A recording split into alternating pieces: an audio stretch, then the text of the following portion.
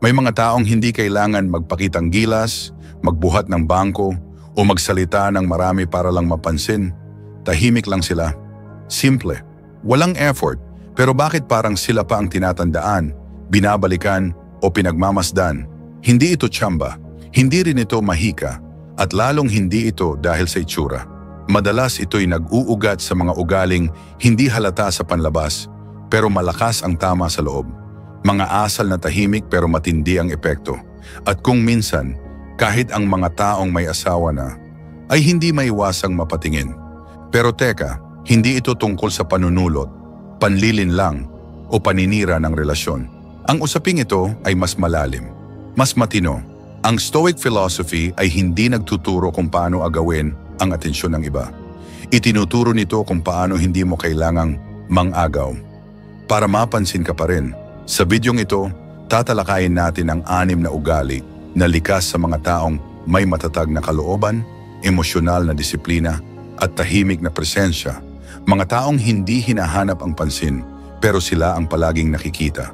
Ang mga prinsipyong ito ay hango sa libu-libong taong pilosopiya ng Stoicism. Pilosopiyang ginamit ng mga emperador, mandirigma at palaisip para manatiling matibay sa gitna ng unos.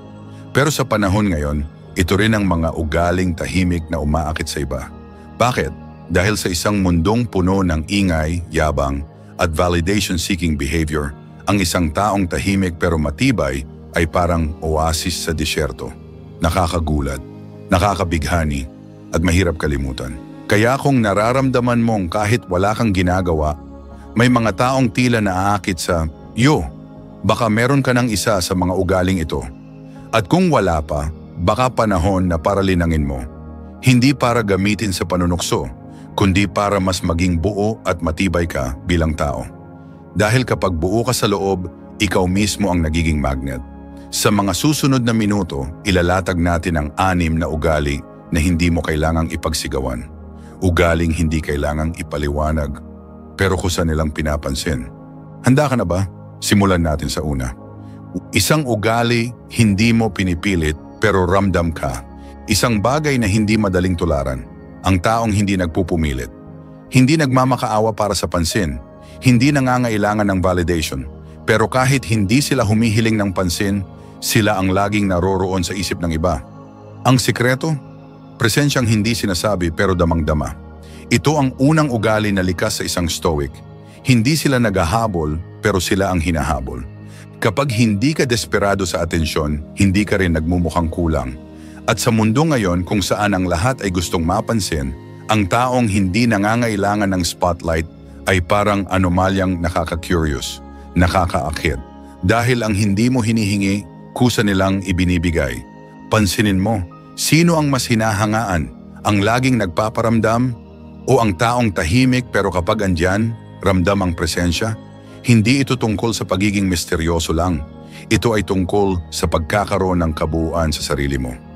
Kapag hindi ka naghahanap ng pagkukulang sa labas, ang iba ang magtataka kung bakit buo ka.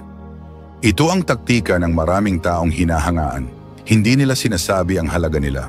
Pero ipinaparamdam nila ito sa kilos, sa katahimikan, sa kung paano sila hindi nagpapanik, hindi nagmamadali, at lalong hindi nagpapababa ng sarili para lang mapansin. At kapag may isang tao na kayang tumayo sa gitna ng ingay na may dignidad at tahimik na tiwala sa sarili, siya ang napapansin. At dito pumapasok ang social engineering. Kapag hindi ka nagre-react sa paraan ng iba, ginagawa mong ikaw ang reference point. Ibig sabihin sila ngayon ang nag-a-adjust sa'yo. Isang simpleng halimbawa, sa isang grupo, kapag lahat ay maingay, pero ikaw tahimik lang, hindi ka invisible. Ikaw ang magiging punto ng tanong. Bakit siya tahimik? Ano kayang iniisip niya? At sa moment na yon, ikaw na ang bumihag sa atensyon nila kahit wala kang ginagawa. Kaya kung ikaw yung tipong hindi mahilig mangulit, hindi nag-aaksaya ng salita, at hindi umaasa sa pagpapansin, ipagpatuloy mo. Hindi mo kailangang baguhin ang sarili mo para lang magustuhan. Ang kailangan mo lang ay alalahaning may lakas sa hindi paghahabol. At kapag ang kilos mo ay hindi pa ikot-ikot sa paningin ng iba, doon ka nila mas pinagmamasdan. Dalawang ugali, tahimik kang magmasid, pero lahat sila naiilang.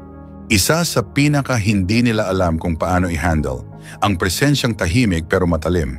Hindi ka nagsasalita ng marami pero naroon ka, nagmamasid, nakikinig, at hindi basta-basta bumibitaw ng salita. Sa Stoic philosophy, ito ang tinatawag na observant stillness, ang kakayahang tahimik ngunit matalas magbasa ng paligid. Hindi ito pagiging misteryoso sa forma, kundi pagiging mapanuri sa diwa. Kapag ikaw ay tahimik ngunit alerto, hindi ka basta binabaliwala. Kabali-kabaligtaran, mas naiilang sila sa'yo dahil alam nilang hindi ka madaling mauto, hindi ka madaling makuha sa pakyut, at hindi ka rin basta nadadala ng emosyon. Ibang klasing respeto ang binibigay ng tao sa mga hindi agad nagpapahayag ng iniisip nila. Bakit? Dahil alam nilang kapag nagsalita ka, may bigat. Ang ganitong uri ng presensya ay nakakalikha ng tensyon, pero hindi tensyon na nakakasama, kundi tensyon na nagpapatigil sa iba para mag-isip. Ano kayang iniisip nito? Bakit siya hindi tumatawa gaya ng iba? Bakit parang alam niya ang nangyayari pero hindi siya nagre-react? Sa loob-loob nila, nagkakaroon ng silent comparison. At sa process na yon, ikaw na ang naiiba. Ikaw ang tahimik pero naiisip nila. Ang presensya mong hindi nagsasalita, pero ang epekto ay parang sigaw. At dito pumapasok ang manipulative tension. Hindi mo sinasadyang iparamdam sa kanila na hindi mo sila basta-basta tinatanggap. Pero sa pagiging kalmado mo, para bang sinusukat mo sila? At ito ang ikinaiilang nila. Kapag hindi mo agad pinapakita ang sarili mong emosyon, ang mga tao ay napipilitang i-reflect ang kanila. Sila ang nagiging conscious. Sila ang nagsisimulang mag-adjust. Isipin mo ang ganitong senaryo. Isang grupo ng magkakaibigan na lahat ay nagsasalita, tumatawa at nagpapatawa. Pero naroon ka sa isang sulok, nakikinig, hindi nakikisingit. Pero may hawak kang presence na hindi matanggihan. Kapag ikaw ay nagsalita ng isang linya, tumitigil ang lahat. Bakit? Dahil sa katahimikan mo bago yon, at dahil alam nilang hindi mo sasayangin ang salita mo sa walang kabuluhang opinyon. Ang mga taong may ganitong uri ng presensya ay bihira. Sila ang mga taong hindi nanghihimasok pero hindi rin maiiwasang tingnan. Tahimik kang magmasid, pero lahat sila nag-iingat sa harap mo.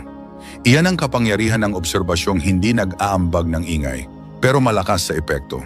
At kung ikaw ay ganito, tahimik pero nakakabasa, hindi pala salita pero pala isip, ipagpatuloy mo. Hindi mo kailangang magsalita ng marami para marinig. Minsan ang katahimikan mo mismo ang dahilan kung bakit sila naiilang at naaakit. 3 ugali, hindi ka nagsiselos pero nahuhulog sila.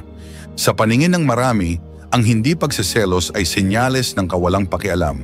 Pero sa isang taong may tunay na kumpiyansa sa sarili, ito ay kapangyarihan. Isa ito sa pinaka hindi nila maintindihan pero nakakabighaning ugali. Yung kaya mong hindi magselos, hindi dahil wala kang pakialam, kundi dahil buo ka na sa sarili mo. Hindi mo kailangang maging kontrolado para maramdaman mong may halaga ka. Sa Stoic mindset, ang pagsiselos ay isang emosyon na lumilitaw kapag pakiramdam mo ay may nawawala sa'yo. Pero paano kung wala ka namang kinakapitan? Paano kung ang pagkatao mo ay hindi nakatali sa kilos o presensya ng ibang tao?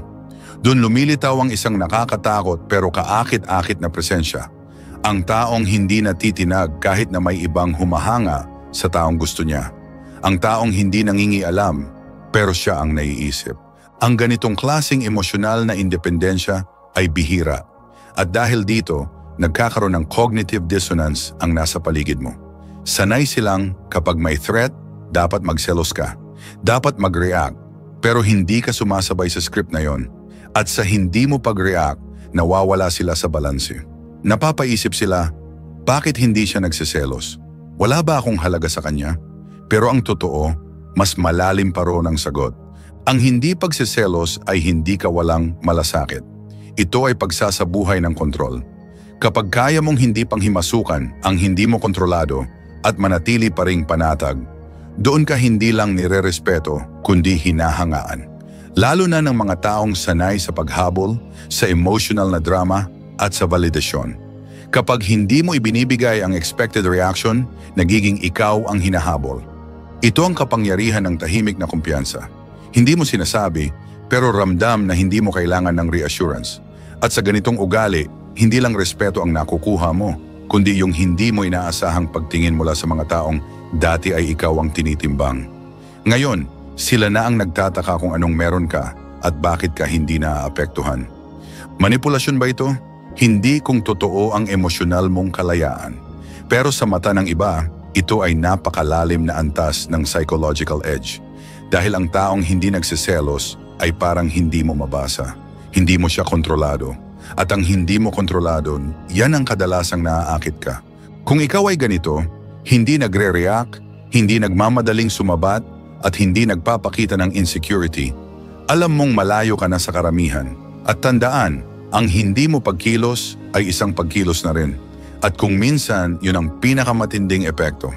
4 na ugali, hindi ka nagsusumbong, pero ikaw ang pinagtitiwalaan. May kilala ka bang taong hindi madaldal, hindi nagrereklamo, at hindi basta nagsasabi ng nararamdaman? Pero kapag may problema ang iba, siya ang nilalapitan? Iyan ang 4 na ugali. Pagiging ligtas pakinggan. Ang taong hindi nagkakalat ng kwento, hindi nakikigulo sa drama, at hindi ginagamit ang impormasyon bilang armas. Siya ang nagkakaroon ng tahimik ngunit matinding tiwala ng iba. Sa panahon ngayon na lahat ay gustong maglabas ng saloobin sa social media, ang isang taong tahimik ay parang vault. Walang labas, walang leak. Kaya kahit hindi ka nag-aalok ng tulong, kahit hindi ka nagpapakitang interesado, lumalapit pa rin sila sa iyo. Kasi alam nilang hindi mo sila huhusgahan. At higit sa lahat, hindi mo sila ilalantad. Sa Stoicism, mahalaga ang prinsipyo ng discreet virtue, ang kabutihang hindi ipinagyayabang. Sa halip na magmukhang moral sa panlabas, ipinapakita ito sa mga kilos. Sa pagiging kalmado sa gitna ng tsismis, sa pagtanggi sa tsismis, at sa pagsagot ng tahimik sa ingay ng iba. Ang ganitong asal bagamat tahimik ay isang malakas na anyo ng karakter. At ito ang dahilan kung bakit ka pinagtitiwalaan kahit hindi mo hinihingi. Pero narito ang twist, sa tuwing lumalapit sila sa iyo, mas napapalapit sila. At minsan, hindi lang tiwala ang ibinibigay nila. Sa mga taong may kakulangan sa emosyonal na pagkalinga, ang taong mapagkakatiwalaan ay nagiging higit pa sa kaibigan, nagiging sandalan. At mula sa sandalan, madalas ay nagkakaroon ng paghanga. Ang kapangyarihang ito ay hindi ipinapakita sa anyo ng karisma, kundi sa anyo ng kabutihang hindi namimilit. Pero sa mata ng iba, ito ang nagiging dahilan kung bakit mas lalo silang nahuhulog sa iyo. Kahit hindi nila plano, hindi ka humihingi ng tiwala, pero ibinibigay nila.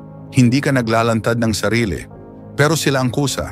At dito pumapasok ang sosyal na kontrol na hindi mo sadya. Hindi mo sila kinukuha, pero sila ang lumalapit. Dahil ang presensya mong kalmado, hindi mapanghusga, at walang agenda ay nakakahinga sila. At sa mundong puro gulo, ang ganitong katahimikan ay hindi lang panatag, kundi nakakahumaling. Kung ikaw ang ganitong klasing tao, tandaan, hindi lahat ng tiwala ay binibigay. Ang iba, kusa lang dumadapo sa iyo dahil sa katahimikan mo. At ang mga mata na dati abala sa iba, ngayon ay palihim ng sumusulyap sa iyo. Dahil minsan, ang pinakakaakit-akit ay yung hindi sumisigaw ng pansin pero alam mong nandoon. 5 ugali, hindi ka nagsisipsip pero ikaw ang ginagalang. Sa bawat grupo, laging may taong pilit nagpapatawa, sumasang-ayon sa lahat, o nagpapabibo para lang mapansin at ma-please ang nakararami. Pero sa kabila ng lahat ng ingay na iyon, may isang tao na tahimik lang, hindi nagpapakitang gilas, hindi sumasawsaw, hindi nakikialam. Pero siya ang mas ginagalang. Bakit? Dahil ang respeto ay hindi hinihingi. Hindi rin ito nakukuha sa pagpapababa ng sarili para lang magustuhan. Sa Stoic mindset, may tinatawag na self-contained dignity, dignidad na hindi nakadepende sa approval ng iba. Kapag ikaw ay may ganitong ugali, hindi mo kailangang mag-adjust para lang tanggapin. Sa halip, ikaw ang iniikutan ng dynamics.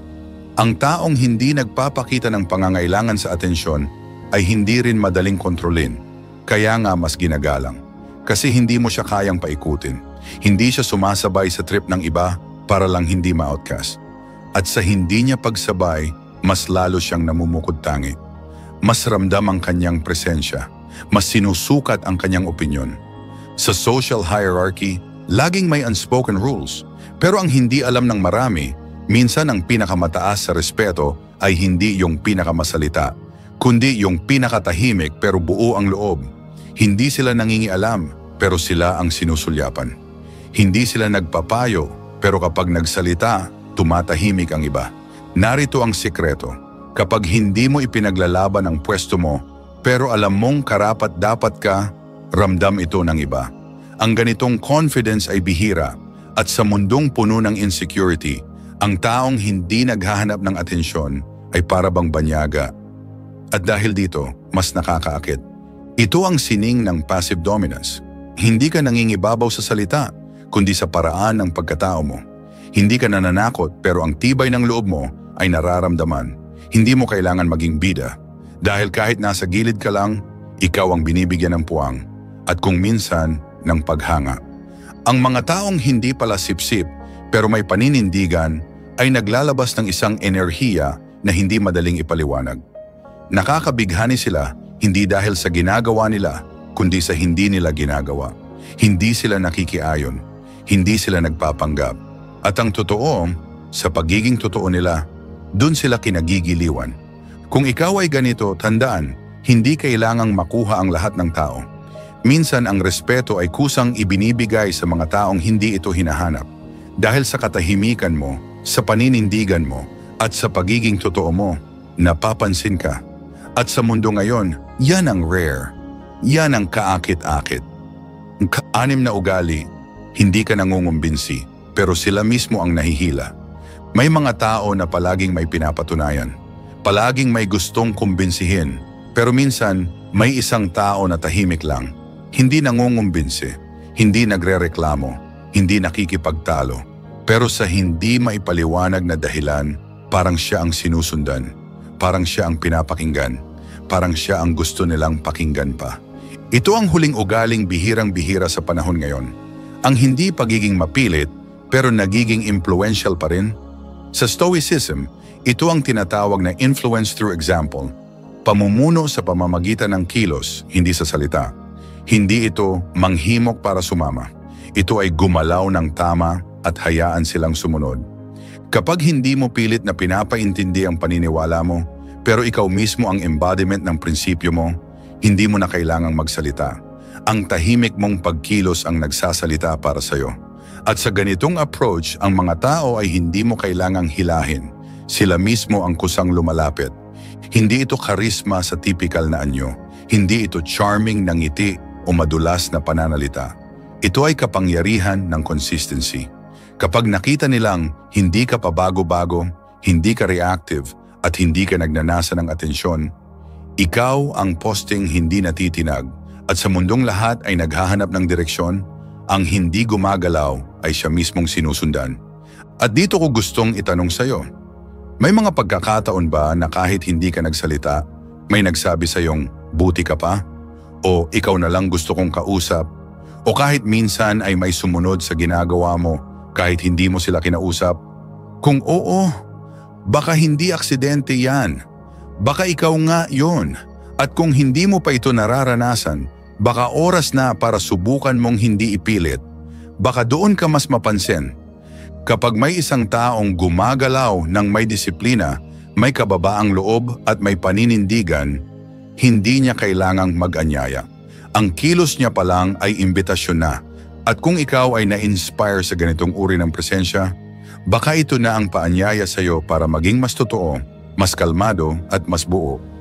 Kung naramdaman mong may isang ugali rito na parang inilalarawan ka, huwag mong hayaan na matapos ang video nang hindi ka nagsalita.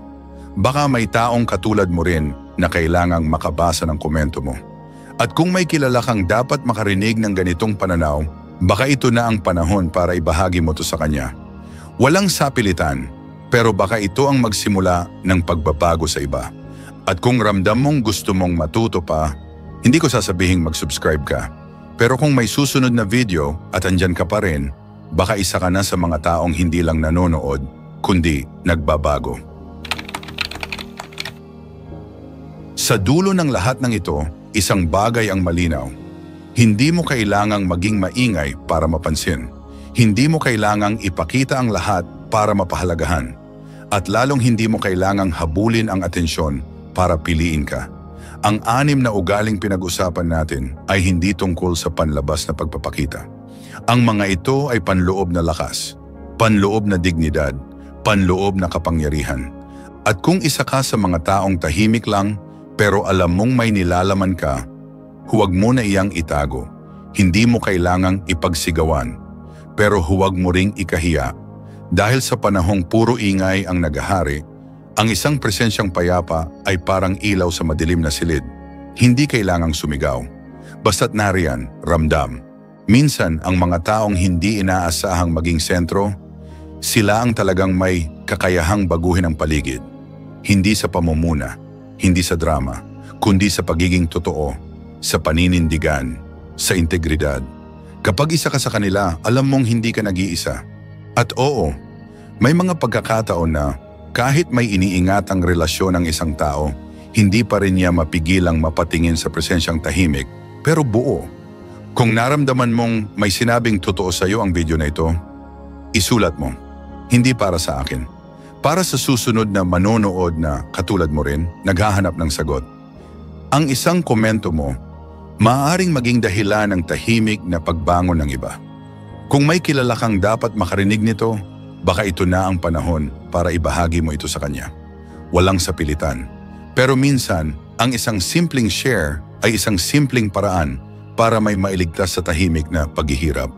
At kung na ngayon mo lang narinig ang ganitong usapan at parang gusto mong makasabay pa sa mga susunod, hindi ko sasabihing mag-subscribe ka.